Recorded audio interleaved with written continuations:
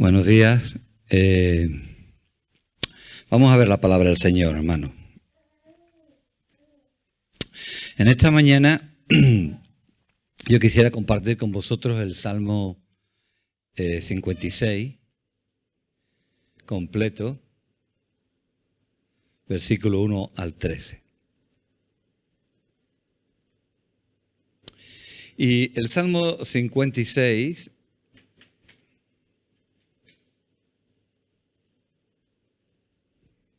si hay algún salmo mejor o peor, es uno de los mejores.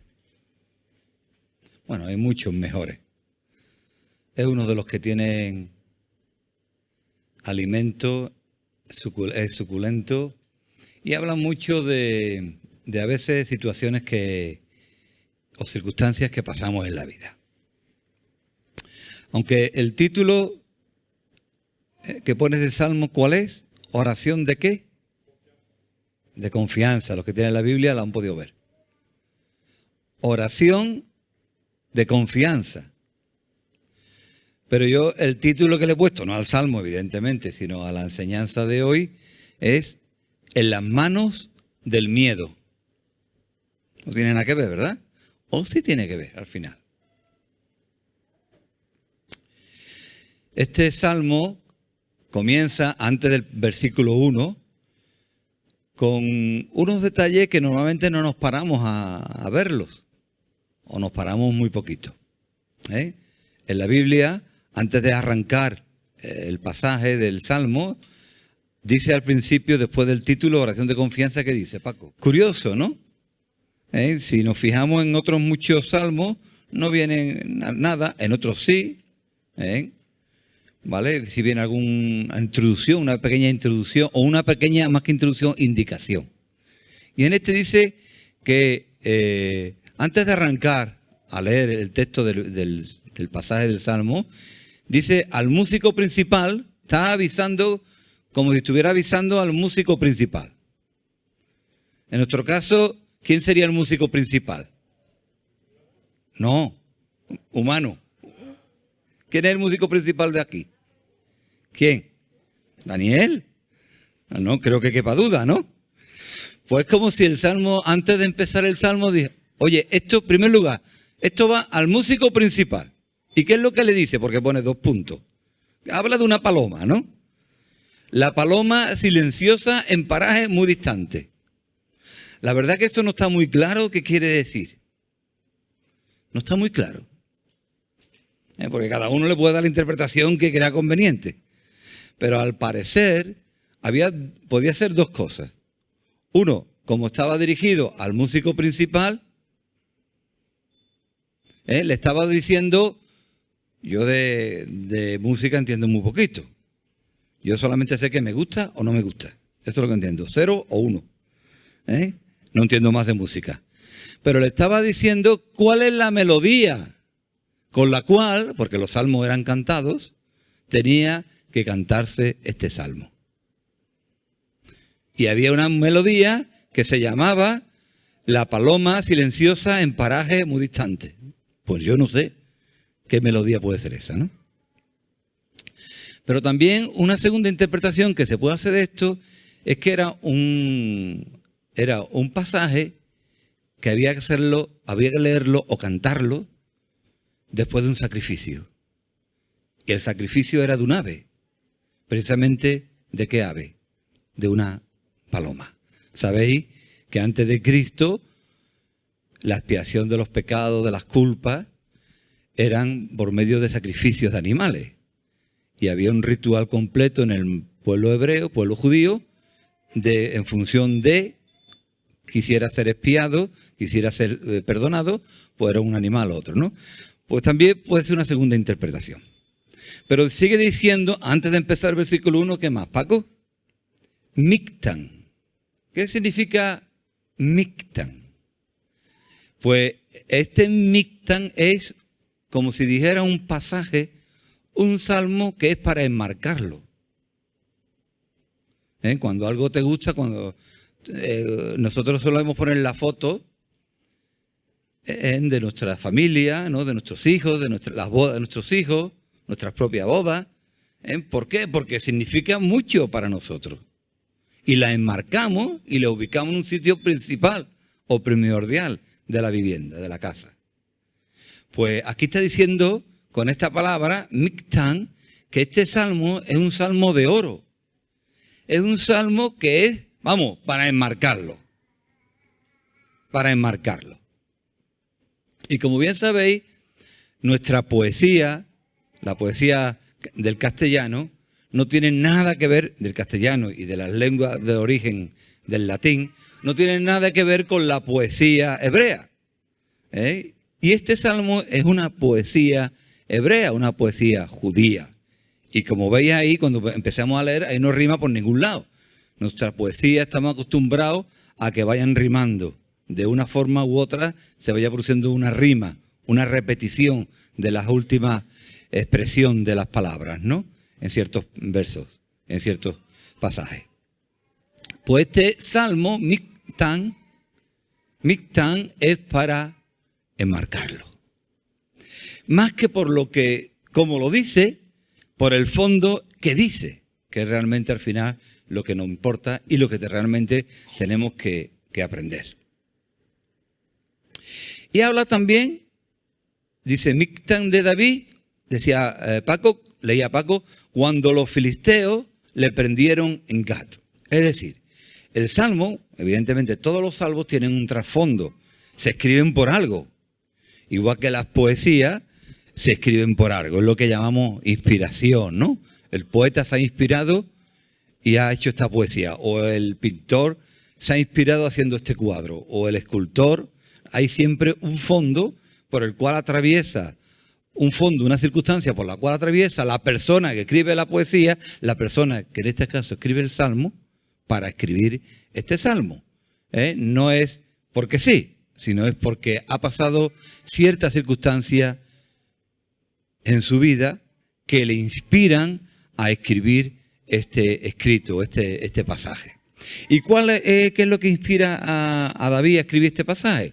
Pues cuando los filisteos le prendieron en Gat. Si os fijáis en la Biblia, hay una letrita pequeñita ahí de superíndice arriba, cuando termina la frase que nos lleva precisamente al pasaje del cual se fundamenta y se basa este salmo. ¿Y este pasaje cuál es, Paco? ¿Tú lo has podido ver? ¿La letrita ahí? No sabes cuál. Bueno, yo lo digo. Este pasaje es Primera de Samuel, capítulo 21, versículos 10 al 22:1. Entonces, antes de entrar en el fondo en el contenido del Salmo, vamos a ver las circunstancias y el fondo en las cuales se escribieron este Salmo.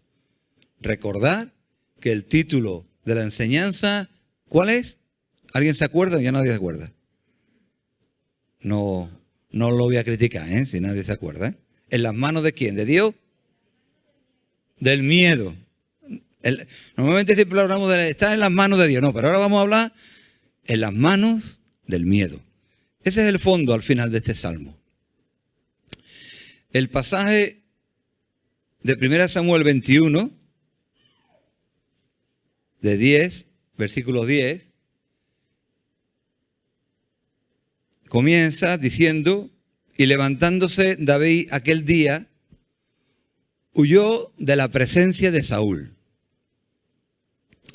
y se fue a Aquis, rey de Gat.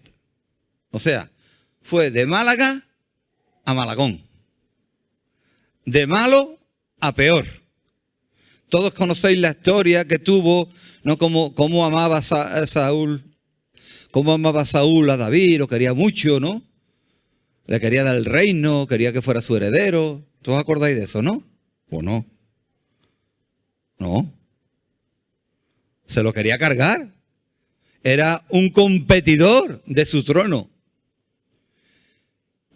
Saúl perdió la unción de Dios por desobedecer a Dios. O más bien, por no obedecer a Dios.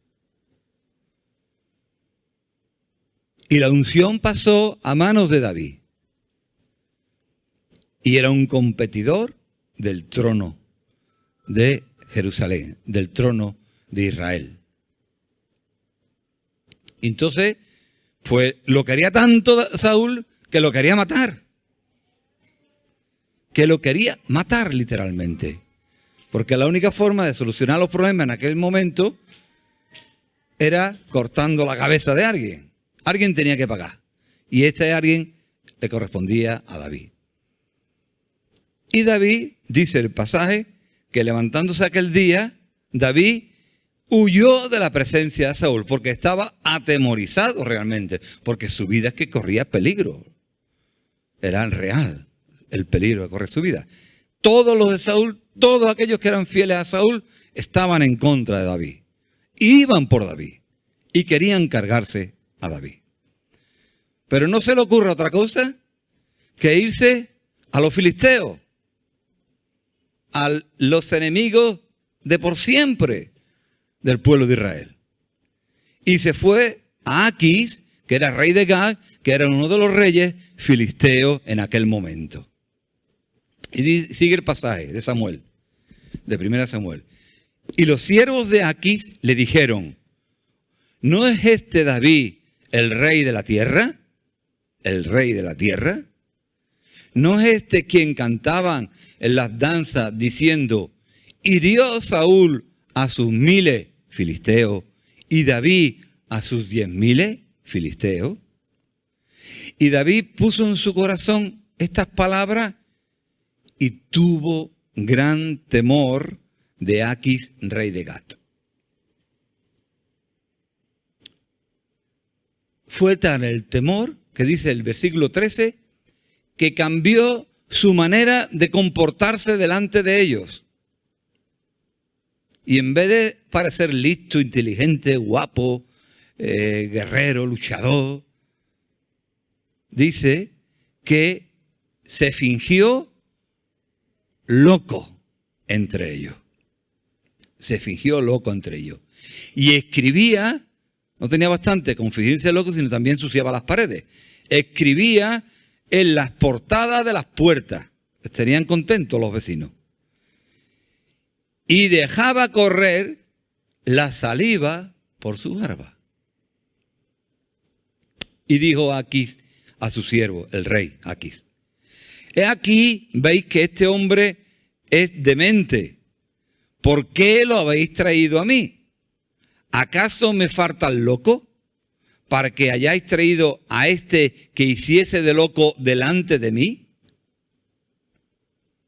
Me gusta ese que hiciese de loco. O sea, el rey no tenía nada de tonto. ¿Había de entrar este en mi casa? ¿Y qué ocurre en el pasaje, en la primera parte del pasaje 22, versículo 1, el siguiente versículo?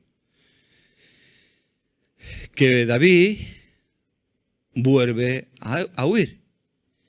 Yéndose luego David de allí, huyó y se escondió en la cueva de Adulán. Pues ese es el fondo que inspiró, en el cual se inspiró, o la circunstancia en la cual vivió David para realizar o para hacer ese Salmo 56. Este Salmo 56 está, de alguna manera, revelando los sentimientos de aquel momento que vivió David. Y ese momento no lo podemos calificar de otra forma que un miedo, pero un miedo controlador. Un miedo que controlaba a David y que lo llevaba, lo traía, huía, venía, se iba, venía, de una forma sin meditar, sin pensar y sin reflexionar exactamente qué es lo que tenía que hacer. El miedo controlaba el corazón de David y David actuaba conforme a ese control de su propio miedo. Todos sabemos cómo nos podemos sentir cuando somos presa del pánico, somos presa del miedo. Nos roba el sueño, nos hace mentir, nos hace callarnos cuando debemos hablar. El miedo al rechazo muchas veces nos compromete en cosas que no podemos cumplir. El miedo al fracaso puede hacer que reaccionemos queriendo trabajar más hasta que el día que explotamos y reventamos. El miedo puede hacernos fingir estar loco o estar enfermo. O estar enfermo. El miedo, una de sus características más peculiares, hermanos, hermanas, es que es controlador. Es que controla tu vida. El miedo puede llegar a controlar tu vida. Y así estuvo David. Tenía miedo de Saúl, huyó a los filisteos y se encontró con Gat. Huyó hacia Gat. Y allí se encontró al rey Aquis. Y viendo que en vez de que lo iban a recibir aplaudiéndole, diciendo, este es el mejor guerrero de nuestro ejército, va a ser mejor, este es un campeón, vio cómo lo estaban recibiendo, se fingió loco, enfermo, y huyó. Y esa vez huyó a aislarse, porque el miedo te controla y al final te aísla. Y él se aisló en una cueva, la cueva de Adulám. David, en los versículos 1 al 4, vamos a entrar ya en materia, confiesa su miedo. ¿Cuál es la causa de su miedo? Versículo 1 y 2 del 56. Dice, ten misericordia de mí, oh Dios, porque me devoraría el hombre. Me oprime combatiéndome cada día. Todo el día mis enemigos me pisotean, porque muchos son los que pelean contra mí con soberbia. ¿Sabéis? El miedo es siempre algo que se produce por algo muy definido. Hay una diferencia esencial entre lo que es el miedo y la preocupación. El miedo viene por algo real. La preocupación viene por algo que puede pasar. Es diferente. El miedo siempre es provocado o por una cosa, una circunstancia que ocurre o una persona. Sin embargo, las preocupaciones vienen por algo que todavía no ha pasado. Que puede, y subrayo, que puede pasar. Pero que todavía no ha pasado. El miedo sí está pasando. Es una circunstancia o una persona que sí te está atemorizando. Ahora, en este momento. Y David fue capaz de identificar por dónde venía su miedo. Y el miedo venía por las personas. Pero mirad, estas personas eran Saúl, eran Aquis, el rey, y todas las personas que rodeaban a estos reyes, ¿no? Todos aquellos fieles que rodeaban a aquellos reyes. Pero mirad cómo el miedo a veces viene por dos circunstancias. A la persona, en este caso, que le tienes miedo, era poderosa y estaba presente. Se daban estas dos circunstancias. David huyó de Saúl, porque Saúl era el rey de Israel y tenía una palabra que era ley y decía, muere David, y David podía morir o debía morir. Era poderosa, era una persona que era poderosa y además estaba en ese momento. ¿Cómo se quitó ese miedo David? ¿O cómo creía que tenía que quitarse ese miedo David? Huyendo, yéndose. Pero se va a Gat, pensando que allí iba a desaparecer el miedo. Pero resulta que en Gat se encuentra un rey, Aquis, que era también poderoso, y estaba en aquel momento en su presencia. De tal forma que el rey decía, ¿para qué me trae otro loco? No tengo ya loco en el reino. Mejor cortarle la cabeza y quitarlo del medio. ¿Y cómo huyó del miedo David en esta circunstancia? ¿Qué hizo David? También, ¿qué hizo? Pues el poder no se lo podía quitar ni a Aquis ni a Saúl. Pues la otra circunstancia que podía hacer era quitarse del medio. Y fue y huyó a la cueva de Adulán. Es curioso.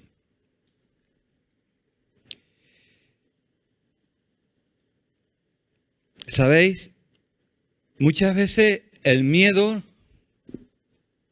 no lo podemos quitar. Y de hecho, cuando veis las películas de los héroes de la guerra, héroes de guerra, o gente que han hecho una proeza salvando a alguien, lo primero que le pregunta, bueno, tú eres una persona muy valiente que has sido capaz de tirarte al río y salvar a esta persona que estaba ahogándose. Dice, no. Yo tenía mucho miedo. Tenía mucho miedo. Los héroes de la guerra, yo tenía mucho miedo, pero lo que Dios quiere no es que nos quitemos el miedo, sino que seamos capaces de controlar el miedo. Y cuando una persona se tira a un río para salvar a otra, o a la playa o al mar, aunque tenga mucho miedo, es capaz de controlar su propio miedo para actuar como tiene que actuar en ese momento, y es salvar a esa persona, aunque tenga mucho miedo.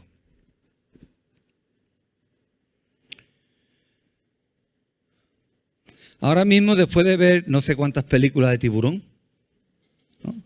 300 capítulos, no sé cuántas, todos los que estamos aquí le tenemos miedo a los tiburones, ¿verdad?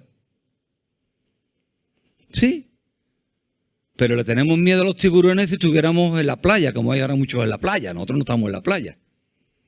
Por lo tanto, sí, le podemos tener miedo si estamos en la presencia de la posibilidad de que exista un tiburón. Pero aquí sabemos que en este estado, en este local, es imposible que exista un tiburón. O sea, que hemos quitado la presencia y ya no tenemos miedo. También, claro, le tenemos tiburón miedo si tiene una boca así, los dientes muy largos, ¿no? Pero si es una cría de tiburón y te la encuentras, estás en la playa, en la presencia donde hay posibilidad que haya tiburones, y hay una cría que no mide más de 50 centímetros, le hace así, le pega 2 tortas y sale corriendo el tiburón. Y tampoco tienes miedo.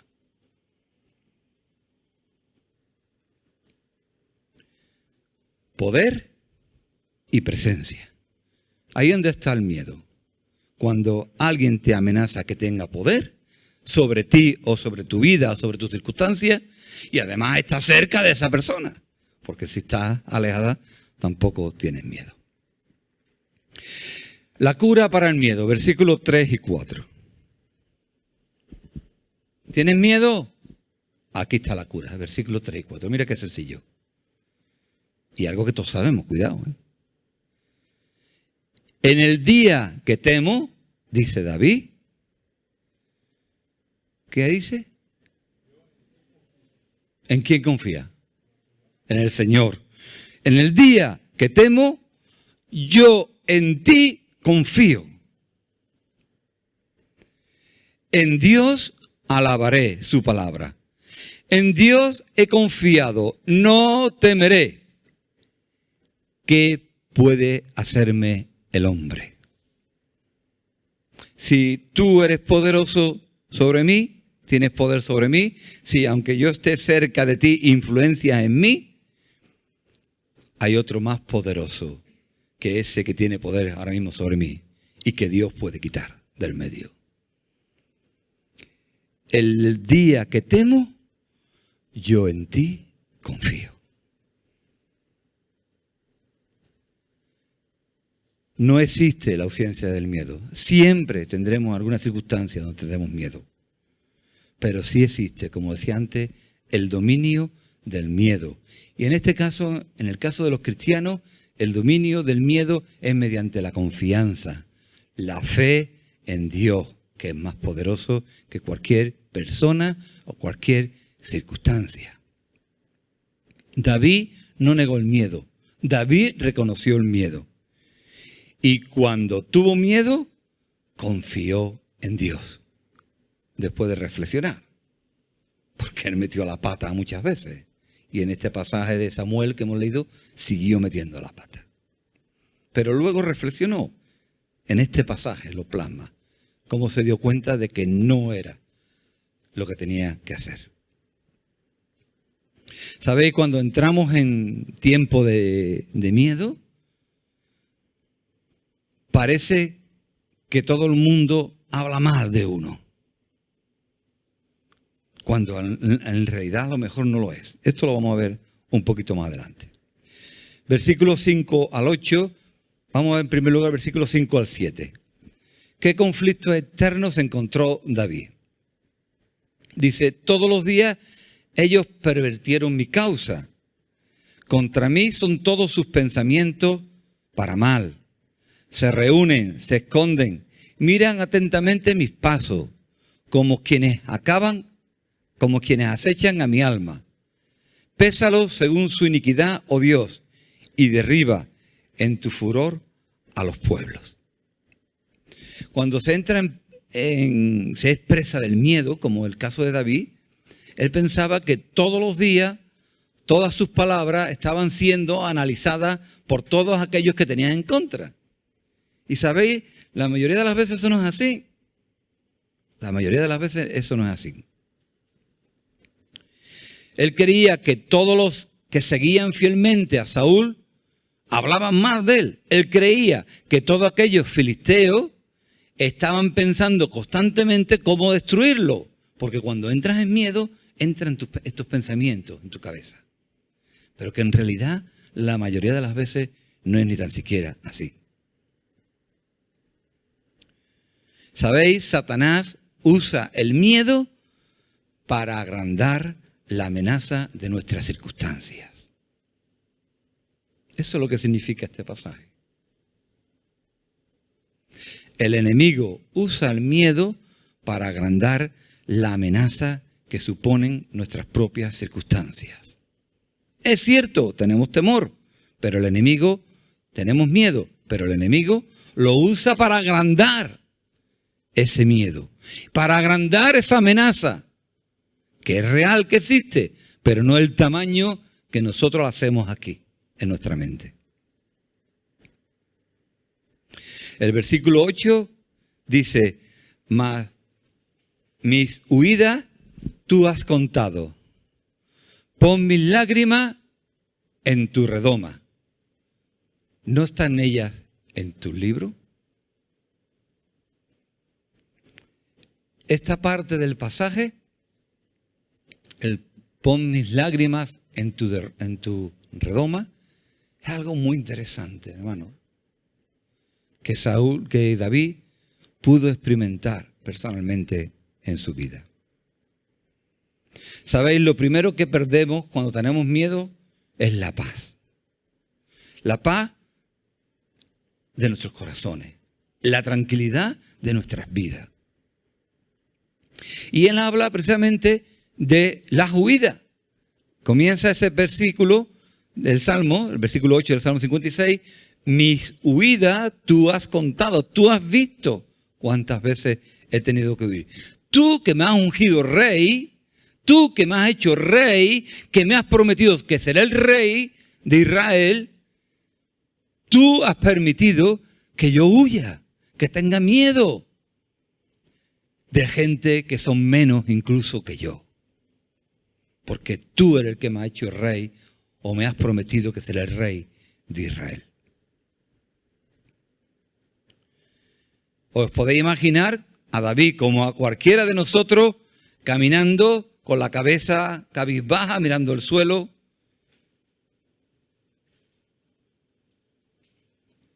Sin gozo ninguno, desesperado por encontrar un sitio de escape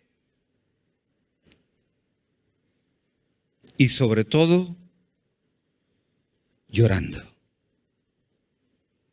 Sobre todo llorando. No se hace mención expresa de que David se hartó de llorar.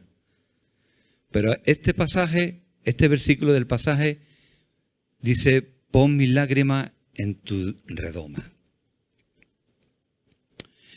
La redoma, bíblicamente, es una vasija donde se echaba el perfume de la unción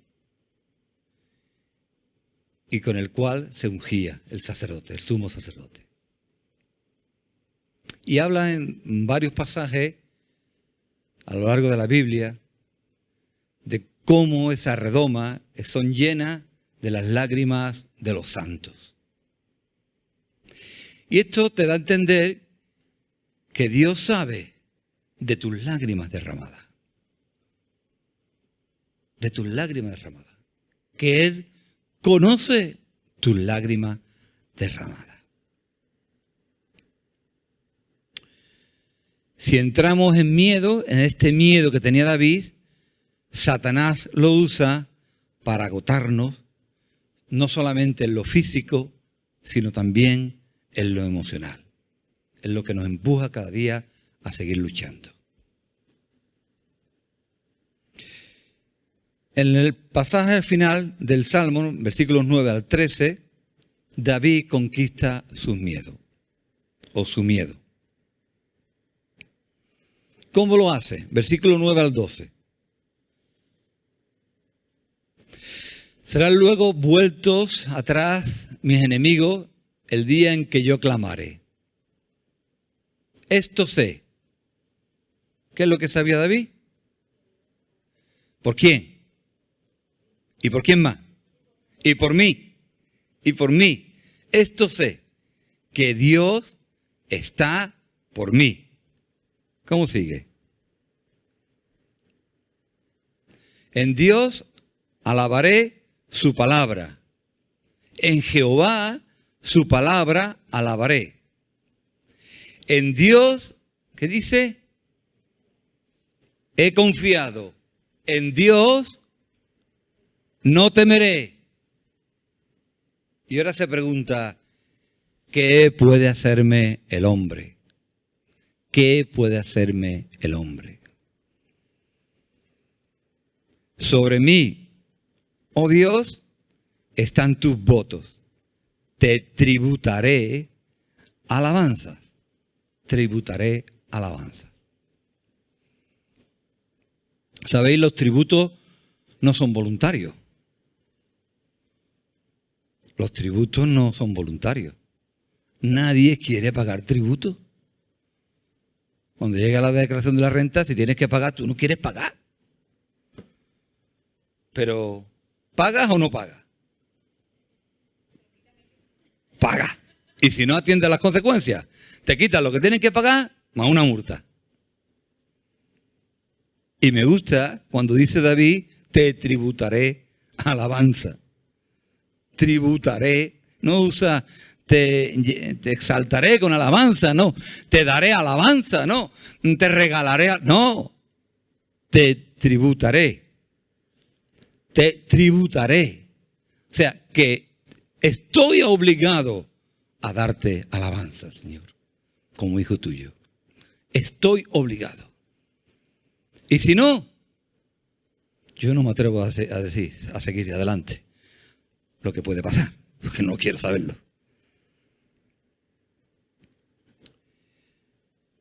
David confrontó su miedo con las promesas que Dios había hecho. Porque veíamos al principio que en el momento del miedo decía, yo confío en ti. Debemos aprender a mirar nuestras inseguridades no a través de nuestros ojos, sino a través de la gafa que tiene Dios para nosotros. Y esas gafas nos hacen ver todas sus promesas. Para que los miedos que sigan con nosotros aquí, no desaparezcan. No que desaparezcamos nosotros, que controlemos los miedos y al final desaparecerán. En el versículo 13 termina el Salmo diciendo, porque has librado mi alma de la muerte y mis pies de caída, para que ande delante de Dios en la luz de los que viven. Si Dios nos libra de las puertas del infierno, ¿cómo no nos va a mantener a salvo y bien en nuestras vidas. ¿Cómo puedes dudar de eso? Si tú confías de que Dios te da la salvación eterna, ¿cómo puedes pensar que Dios no te va a librar de los males que vengan a esta vida, de los miedos que vengan en esta vida? David fue capaz de vencer, de conquistar su temor, recordando que Dios era la fuerza de su seguridad. ¿Sabéis qué es lo opuesto al miedo? Es sentirse seguro ante cualquier persona y ante cualquier circunstancia. Eso es lo contrario del miedo, estar seguro. Y esa seguridad no nos la damos nosotros mismos. Nos la da el que podamos confiar en Dios.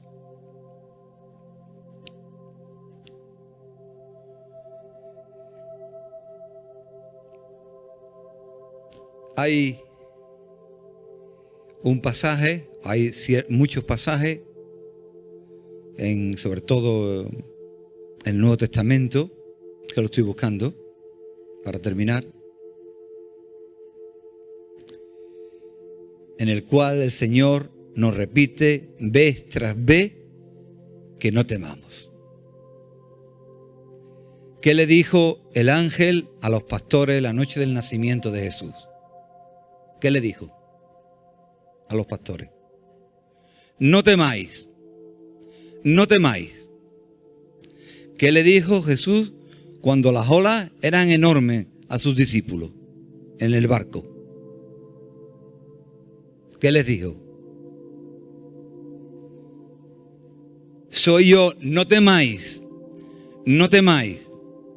¿Qué le dijo el Señor Jesús al centurión cuando su hija estaba ya fría y sin vida? No temas, no temas. ¿Qué palabra de ánimo oyeron las mujeres que fueron al sepulcro cuando contemplaron que el Señor había resucitado? ¿Qué le dijo el ángel? No temáis, no temáis. ¿Qué es lo que te dice a ti hoy el Señor? ¿Qué es lo que te dice? Todo. No temáis, no temáis. Amén. Así, hermano, que no temáis.